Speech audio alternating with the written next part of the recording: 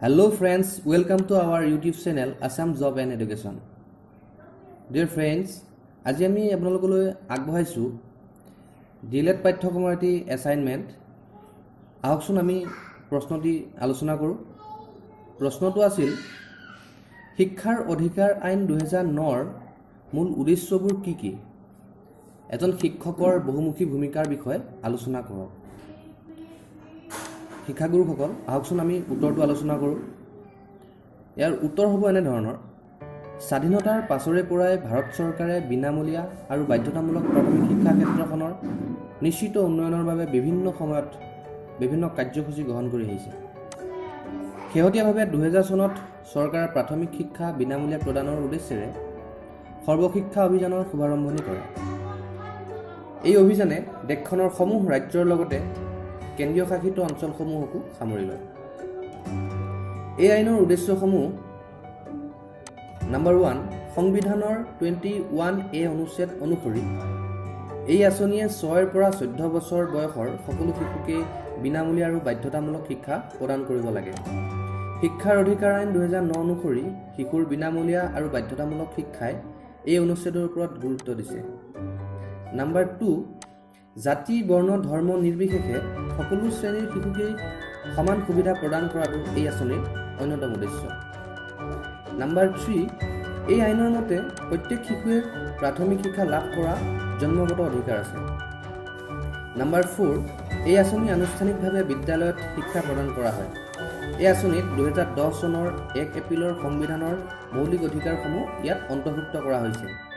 6ৰ পৰা 14 বছৰৰ সকলো শিশুক শিক্ষা প্ৰদানৰ নিশ্চয়তা প্ৰদান কৰা হৈছে। নম্বৰ 5, এই শিক্ষা প্ৰক্ৰিয়াই পক্ষপাতিত্ব ৰোধ কৰাৰ ওপৰত অধিক গুৰুত্ব প্ৰদান কৰিছে। নম্বৰ 6, এই আইনৰ অন্যতম উদ্দেশ্য হ'ল শিশুৰ উৎকণ্ঠা, চিন্তা আৰু ভয়ৰ পৰা সম্পূৰ্ণ মুক্ত কৰা। শেষত ক'ব পাৰি যে শিক্ষাৰ অধিকাৰ আইন 2009ৰ মতে 6ৰ পৰা 14 বছৰৰ সকলো শিশুৱে যাতে প্ৰাথমিক শিক্ষাৰ পৰা বঞ্চিত হ'ব নোৱাৰে তাক নিশ্চিত কৰা। এই আঁচনি সফল আৰু গুণগতভাৱে ৰূপায়ণ কৰিবলৈ শিক্ষক, শিক্ষাৰ্থী আৰু সমাজৰ সক্ৰিয় অংশগ্ৰহণৰ অতি প্ৰয়োজন। বিদ্যালয় হ'ল শিক্ষাদান আৰু শিক্ষা গ্ৰহণ কৰা এক শৈক্ষিক অনুষ্ঠান। এজন শিক্ষক হিচাপে এই ক্ষেত্ৰত কৰিবলগীয়া বহুখিনি আছে। বিদ্যালয়ৰ পাঠ্যসূচীসমূহ কেন্দ্ৰীয় বা ৰাজ্যিক বোৰ্ডৰ দ্বাৰা প্ৰস্তুত কৰা হয়। নিয়মীয়া শ্ৰেণী আৰু পৰীক্ষাসমূহ পৰিচালিত হয়। সৰল অৰ্থত বিদ্যালয় হ'ল শিক্ষকৰ দ্বাৰা সজ্জিত অনুষ্ঠান, শিক্ষাত শিক্ষাৰ্থীৰ অন্তৰ্ভুক্তি, মুকলি পৰিৱেশ প্ৰদান, কোঠালি, আচবাব, খেলপথাৰ, শৌচাগাৰ, খোৱা পানীৰ সুব্যৱস্থা, শিশুৰ পূৰ্ণ ব্যক্তিত্বৰ বিকাশৰ বাবে পৰিৱেশ প্ৰদান কৰা। উপৰোক্ত এই বিষয়সমূহৰ ওপৰত শিক্ষকসকলে বিশেষ ভূমিকা ল'ব লাগে যাতে এইসমূহ সফল কাৰ্যক্ষেত্ৰত পৰিণত হয়। প্ৰাথমিক শিক্ষা গোলকীকৰণত শাৰীৰিকভাৱে সমাজে গুৰুত্বপূৰ্ণ প্ৰভাৱ পেলায়। ভাৰতীয় সংস্কৃতি, ভাষা আৰু ভৌগোলিক বৈচিত্ৰ্যই শিশুৰ শিক্ষাক প্ৰভাৱিত কৰে। উদাহৰণস্বৰূপে, উচ্চ প্ৰাথমিক বিদ্যালয় নথকা গাঁৱৰ ছোৱালীবোৰে প্ৰাথমিক শিক্ষা সম্পূৰ্ণ কৰিব নোৱাৰে, কাৰণ গাঁৱৰ অভিভাৱকসকলে 5ম শ্ৰেণীৰ পিছত ছোৱালীক বিদ্যালয়লৈ পঠাব নোখোজে। শিক্ষক হিচাপে এই পক্ষপাতিত্বক সম্পূৰ্ণ শেষ কৰিবলৈ চেষ্টা কৰিব লাগিব। সৰ্বশিক্ষা অভিযানৰ লক্ষ্য হ'ল লিংগ বৈষম্য হ্ৰাস কৰি সকলোকে শিক্ষাৰ সমান অধিকাৰ প্ৰদান কৰা। শিক্ষক হিচাপে শিশুৰ উপস্থিতি আৰু অংশগ্ৰহণৰ ওপৰত চকু দিব লাগিব। শিক্ষা অধিকাৰ আইন 2009 সকলো শ্ৰেণীৰ শিশুসকলক নিয়মীয়াকৈ বিদ্যালয়লৈ অহাত বিশেষ গুৰুত্ব আৰোপ কৰিছে। এনে ক্ষেত্ৰত সংখ্যালঘু শ্ৰেণীৰ শিশু, শ্ৰমিক শিশু, পাহাৰীয়া অঞ্চলৰ পৰা অহা শিশু আৰু প্ৰব্ৰজনকাৰী শিশুসকলক বিশেষ চকু দিব লাগে। তাৰ ভিতৰত নম্বৰ 1, শিশুৰ যাতায়াতৰ ওপৰত চকু দিয়া। নম্বৰ 2, বিদ্যালয়ত শিশুক নিৰাপত্তা প্ৰদান কৰা। নম্বৰ 3, সু উপদেশ প্ৰদান কৰা। নম্বৰ 4, ঘৰুৱা বিভিন্ন বাধা দূৰ কৰাত সহায় কৰা। তেওঁলোকৰ সমস্যাসমূহৰ ওপৰত ভিত্তি কৰি সঁহাৰি প্ৰদান কৰা। নম্বৰ 5, বিদ্যালয়ৰ সুবিধাসমূহ যাতে স্বাধীনভাৱে শিশুসকলে গ্ৰহণ কৰিব পাৰে তাৰ ওপৰত বিশেষ চকু দিব লাগে।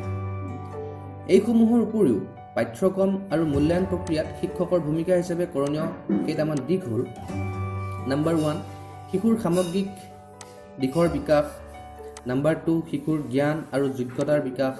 নম্বৰ 3, শিশুৰ শাৰীৰিক আৰু মানসিক বিকাশ। নাম্বাৰ 4 শিশুৰ মাতৃভাষাক নিৰ্দেশনাৰ মাধ্যম হিচাপে ব্যৱহাৰ কৰা শিশুসুলভ দক্ষতাৰ কাৰ্যকলাপ আৱিষ্কাৰ আৰু অনুসন্ধানৰ দ্বাৰা শিক্ষা প্ৰদান কৰা নাম্বাৰ 6 শিশুৰ মনৰ পৰা ভয় আঁতৰ কৰি তাক মনৰ ভাৱ মুক্ত আৰু স্বাধীনভাৱে প্ৰকাশ কৰাত সহায় কৰা নাম্বাৰ 7 শিশুৰ জ্ঞান আৰু ক্ষমতাৰ অবিৰত মূল্যায়ন কৰা এজন শিক্ষক হিচাপে উপৰোক্ত ভূমিকাসমূহৰ উপৰিও বিদ্যালয় বহিৰ্ভূত শিশুসকলক বিদ্যালয়ত নামভৰ্তি কৰোৱাটো বিশেষ ভূমিকা পালন কৰিব লাগে শিক্ষাগুৰুসকল আজি আমি আলোচনা কৰিলোঁ এছাইনমেণ্টত অহা এটি অতি গুৰুত্বপূৰ্ণ প্ৰশ্নটো যদি আপোনালোকৰ উত্তৰটো যদি ভাল লাগিছে তেতিয়াহ'লে আমাৰ ভিডিঅ'টো লাইক কৰিব পাৰিলে শ্বেয়াৰ কৰিব আৰু যিসকলে এতিয়াও আমাৰ চেনেলটো এতিয়ালৈ ছাবস্ক্ৰাইব কৰা নাই তেতিয়াহ'লে এনেধৰণৰ ভিডিঅ'সমূহৰ বাবে আমাৰ চেনেলটো ছাবস্ক্ৰাইব কৰক আৰু ওচৰতে থকা বেল আইকনটো প্ৰেছ কৰি থওক যাতে আমি ভৱিষ্যতে যদি এনেকুৱা ধৰণৰ ভিডিঅ' আপলোড কৰোঁ তেতিয়াহ'লে আপোনালোকে প্ৰথমে যাতে ভিডিঅ'টো লাভ কৰিবলৈ সক্ষম হয় ধন্যবাদ